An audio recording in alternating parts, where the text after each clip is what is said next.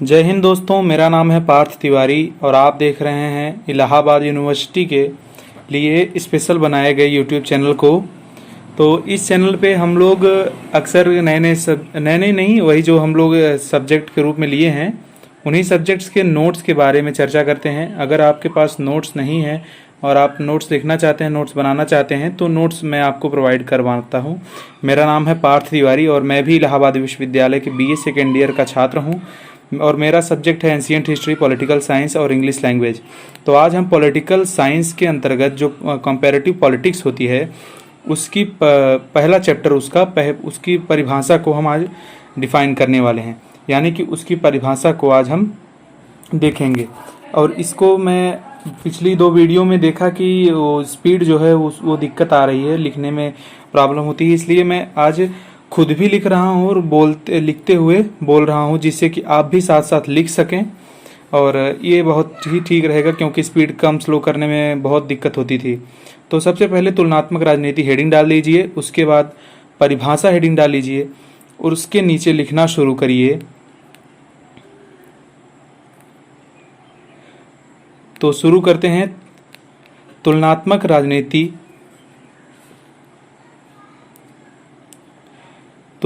राजनीति क्षितिज रूप से बहुत विस्तृत है।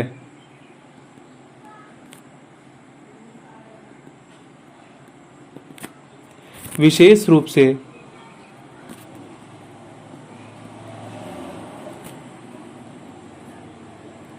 विशेष रूप से 1950 संशयवादी दशक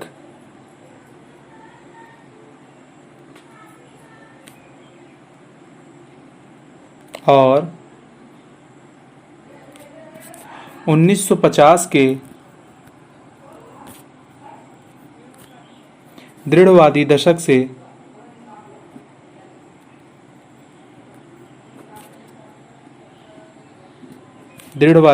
से हमें यह ज्ञात होता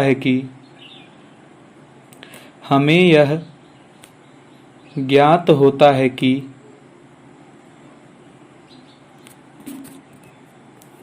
तुलनात्मक राजनीति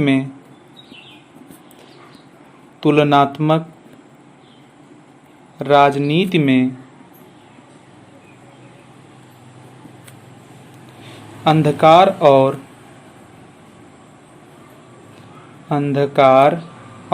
शंकाओं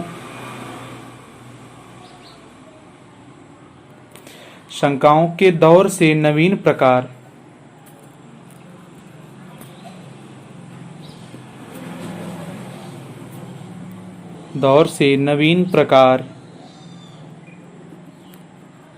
वैज्ञानिकतावाद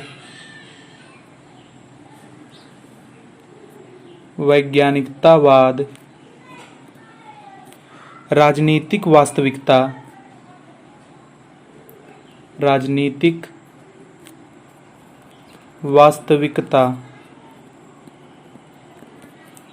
तक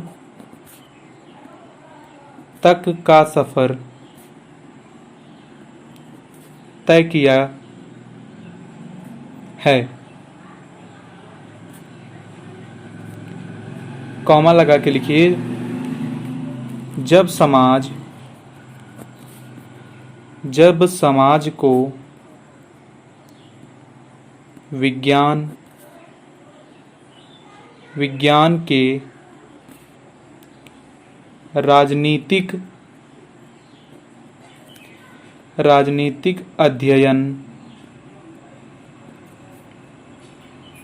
राजनीतिक अध्ययन को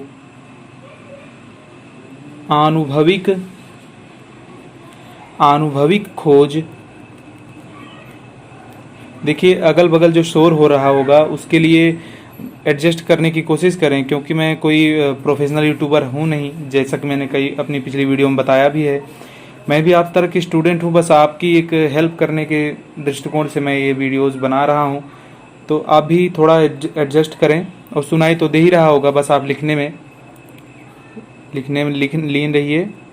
तो हम पहुँचे थे राजनीतिक अध्ययन को अनुभविक खोज और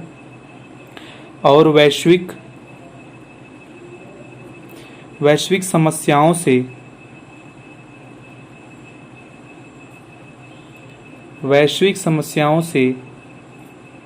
समाधान का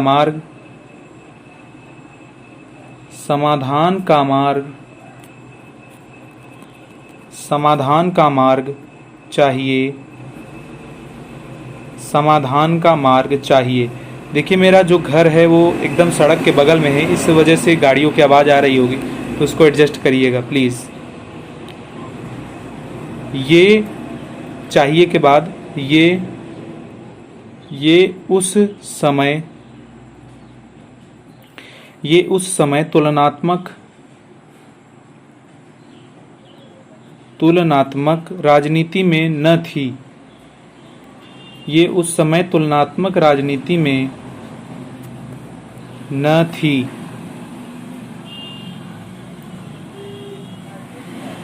परिभाषाओं और नए अनुसंधानों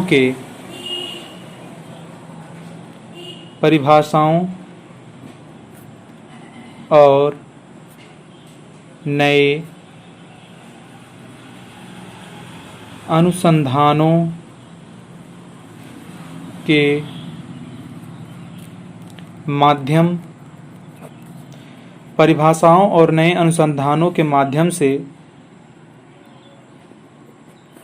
अवसर के द्वार खोले, साथ ही तुलनात्मक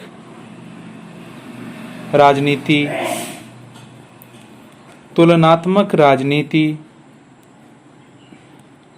वर्तमान बौद्धिक विमर्श काल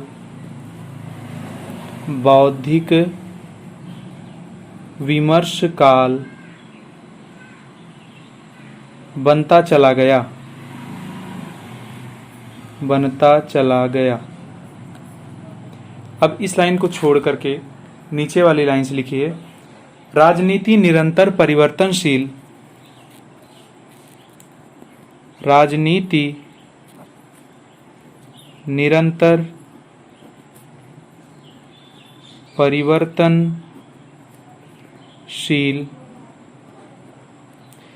क्रियाकलाप है। राजनीति निरंतर परिवर्तनशील क्रियाकलाप है, जिसकी वास्तविक पहचान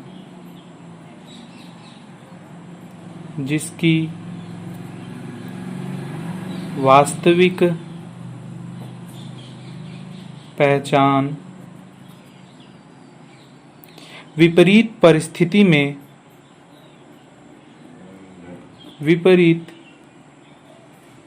परिस्थिति में समाधान करने के लिए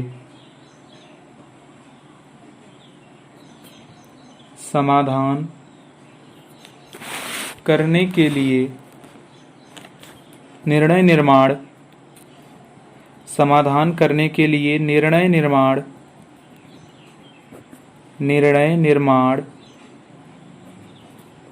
करने में होती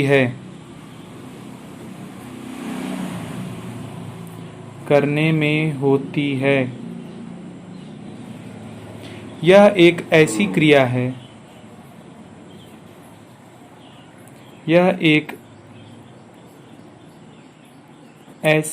है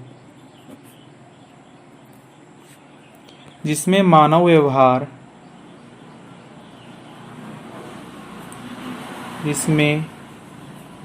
व्यवहार, अगर ये बहुत स्लो बोल रहा हूँ तो आप लोग स्पीड को 1.25 पे कर लीजिएगा।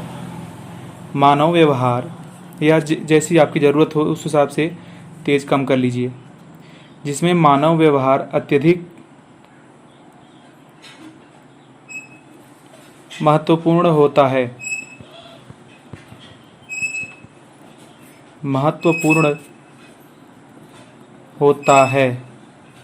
देखिए, नल की आवाज़ आ रही होगी। मैं गांव में हूँ, मेरा गांव नीभापुर है निभापुर जौनपुर ज़िले में आता है और जौनपुर यूपी में आता है, इतना तो आप जानते होंगे। निभापुर गांव से हूँ मैं, इसलिए गांव की थोड़ी आवाज़ आ रही होगी आप लोगों को।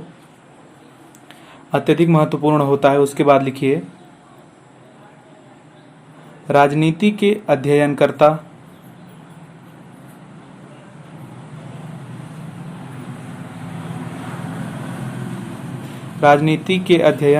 राज्य कार्य राजनीतिक कार्य की व्याख्या राजनीतिक कार्य की व्याख्या अपने अपने तरीके से करते हैं। अपने अपने तरीके से करते हैं, जिसके कारण उन्हें रूढ़िवादी, परंपरावादी,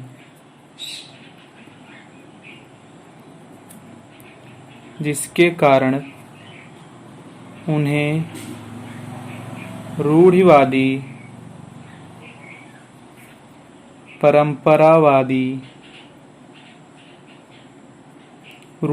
परंपरावादी अथवा आधुनिकतावादी कहा जाता है। आधुनिकतावादी कहा जाता है। आधुनिकतावादी कहा जाता है।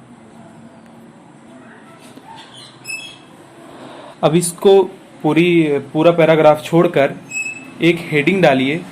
साइंटिस्ट का नाम है ओकसॉट लिख सकते हैं आप। ओखली वाला ओ क सॉट, ओकसॉट। ये हेडिंग बनाकर हेडिंग के आगे लिखना शुरू करिए। ओकसॉट ने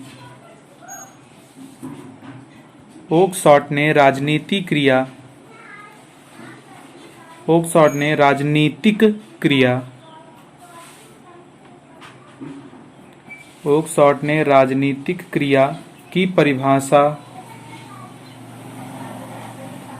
परिभाषा ऐसे कार्यकलाप के रूप में की है, ऐसे कार्यकलाप के रूप में की है, जिसमें एक सभ्य संघ होने के नाते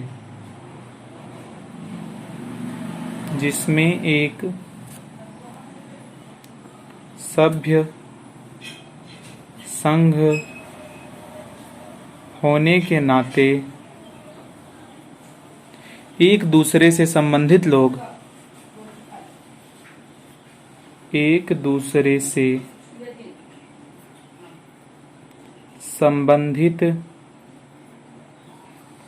लोग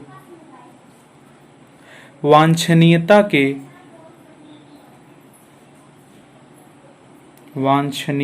के दृष्टिकोण से इस संबंध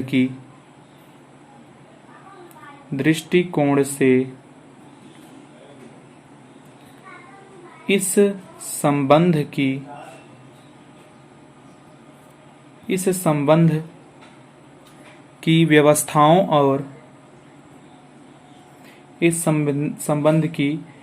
व्यवस्थाओं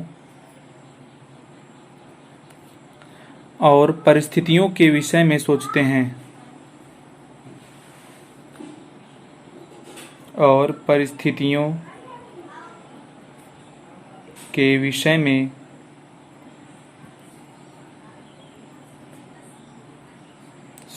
हैं। इनमें परिवर्तन के लिए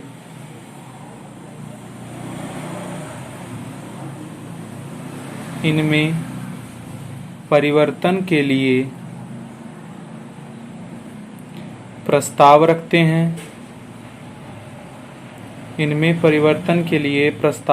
हैं। प्रस्तावित परिवर्तन और प्रस्तावित परिवर्तन और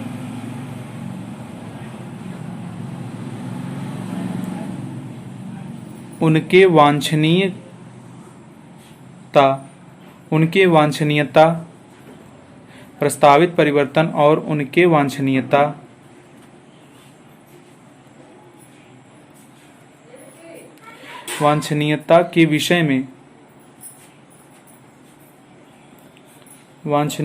के विषय में वैचारिकता लाने का प्रयास करते हैं। वैचारिकता लाने का प्रयास करते हैं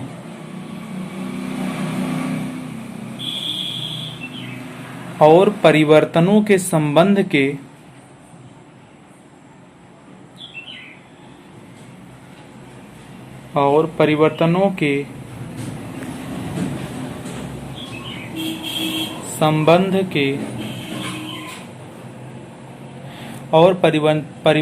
संबंध के बीच उपर्युक्त कार्य करते हैं।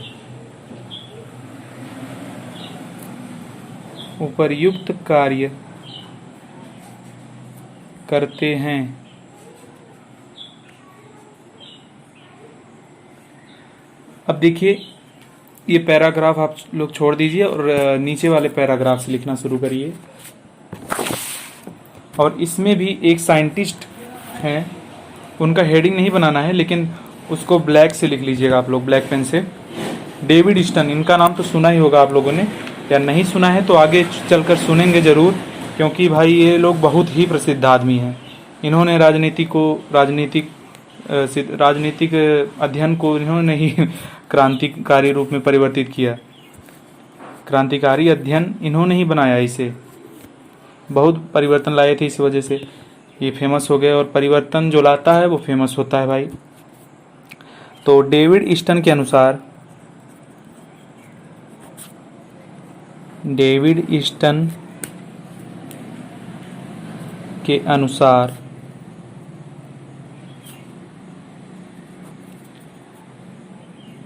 इसको मूल्यों के प्राधिकृत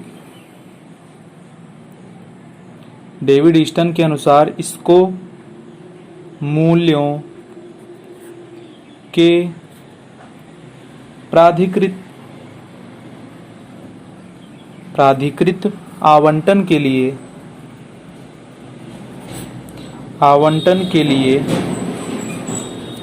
समझते हैं। यानी कि डेविड ईस्टन इसको मूल्यों के प्राधिकृत आवंटन के लिए समझते हैं। और अब ये भी एक साइंटिस्ट हैं, ये भी बहुत फेमस हैं, जीन ब्लंडर बोला जाता है, जीन ब्लंडर। इनका भी नाम ब्लैक पेन से लिख लीजिएगा, जीन ब्लंडर। जीन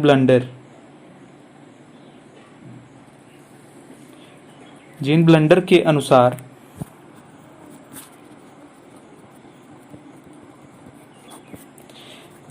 के अनुसार निर्णय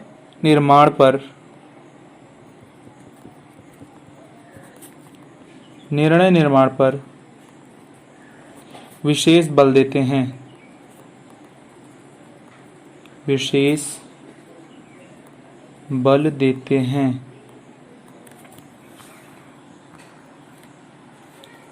अब ये पैराग्राफ छोड़कर उसके नीचे एक लाइन लिखिए।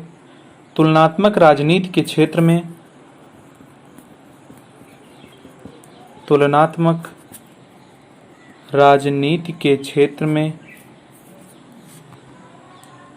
हम एक काम करते हैं, ये वीडियो जो है बहुत ज़्यादा लंबी हो जाएगी। ये 19 मिनट हो चुके हैं अभी लगभग, और ये और भी लंबी हो जाएगी, इसलिए अब हम अगली वीडियो बनाएंगे। अगली वीडियो मैं अभी रिकॉर्ड कर ले रहा हूँ उसको, लेकिन बाद में अपलोड करूँगा कुछ देर बाद या कुछ दिनों बाद, या एक दिन, ज़्यादा से ज़्यादा 1-2 दिन में। इससे क्या होगा कि आप जब आपको समय मिलेगा तो आप उस वीडियो को डायरेक्ट चालू करके देख सकते हैं, वरना ऐसे खो जाएगा कि हम लोग कहाँ थे बीच में, अगर आप छोड़ के भी जाते हैं तो ये लगभग आधी परिभाषा हो गई है। और इसके बाद अभी ये जो लिखवाने जा रहा हूँ तुलनात्मक राजनीति के क्षेत्र में राजनीति शब्द के 3 मुख्य उद्देश्य हैं। तो इसमें अभी जो 3 मुख्य उद्देश्य हैं इनकी भी हेडिंग बनेगी और इनके भी नीचे नीचे कुछ ना कुछ व्याख्या की जाएगी, इसलिए वीडियो बहुत ज़्यादा लंबी हो जाएगी, इसलिए इस वीडियो को यहीं पर रोकते हैं। और मेरा नाम है पार्थ तिवारी। जैसा कि आप जानते हैं मैं भी आप लोगों की तरह इलाहाबाद विश्वविद्यालय के BA सेकेंड ईयर का मेन कैंपस का एक छात्र हूं। और कोविड-19 के कारण ऑफलाइन क्लासेस चल नहीं रही हैं, ऑनलाइन क्लासेस चल रही हैं, जिनमें बहुत बच्चे क्लास नहीं ले पाते। अपने सहपाठी हैं, बहुत लोग क्लास नहीं ले पाते हैं, उनका टाइम मिस हो जाता है या कभी पता नहीं चलता कब ग्रुप में आया लिंक, कब क्लास चली या किस टाइम उनका नेटवर्क खो गया। इस वजह से मैं ये नोट्स लिखवाने का सीरीज़ शुरू किया हूँ। तो इसमें आप लोग मेरी सहायता इस तरीके से कर सकते हैं कि इस वीडियो को पॉलिटिकल साइंस के हर उस छात्र के पास भेजें जो आपके कांटेक्ट में हैं या जिनको इसकी ज़रूरत है। आपको जो लगे, जिसके पास आप भेजना चाहें उनको भेज सकते हैं। और एक बार कम से कम उन लोगों को पता तो चले कि ऐसी कोई सीरीज़ शुरू भी की गई है। तो इसमें आप मेरी सहायता शेयर करके कर सकते हैं। और अगर ये आपके लिए सहायक हुई हो तो इसे लाइक ज़रूर करिएगा, उससे मुझे मोटिवेशन मिलता है। पिछली वीडियो में तो देखा मैंने किसी ने लाइक ही नहीं किया, क्योंकि उस वीडियो में मैंने बोला नहीं था। तो क्या है कि जब तक आप कहते नहीं हैं तब तक कोई करता नहीं, क्योंकि लोग आते हैं लिख के चले जाते हैं। तो इसलिए मैं कहता हूँ कि लाइक करिए। और मैं तो आपका दोस्त हूँ, मैं आपका सहपाठी हूँ। कमेंट करिए, हम लोग बातें करते हैं। और फेसबुक इंस्टाग्राम पर भी मैं हूँ पार्थ तिवारी के नाम से। इंस्टाग्राम पर पार्थ तिवारी निभापुर करके सर्च करेंगे तो मैं मिलूंगा। अगर आप मुझसे कांटेक्ट होना चाहते हैं तो भी हो सकते हैं। और यूट्यूब पर तो आप देख ही रहे हैं। तो ये जो नोट्स वीडियो के रूप में बनाने का प्रयास किया जा रहा है, ये आगे चलकर आपको एग्ज़ाम टाइम में बहुत मदद करने वाला है, क्योंकि इस वीडियो को आप दोगुनी स्पीड में एग्ज़ाम टाइम में करके अगर भी सुन लेते हैं तो आपका वो रिवीजन जो आप दिन भर में नहीं कर सकते, वो आप 1 घंटे में कई सारी वीडियोस देख सकते। 1 घंटे में आप अगर दोगुनी स्पीड में देखते हैं तो 1 घंटे में आप 2 घंटे की वीडियो देख सकते हैं। आपका रिवीजन बहुत जल्दी हो जाएगा। ये बहुत कारगर होने वाली है। बस आप लोग मेरी सहायता करिए, जिससे कि मेरा मनोबल ना टूटने पाए और मैं इस सीरीज़ को जारी रखूँ। और वीडियो देखने के लिए बहुत बहुत धन्यवाद। मिलता हूँ अगली वीडियो में। अगली वीडियो बहुत जल्द आएगी। जय हिंद।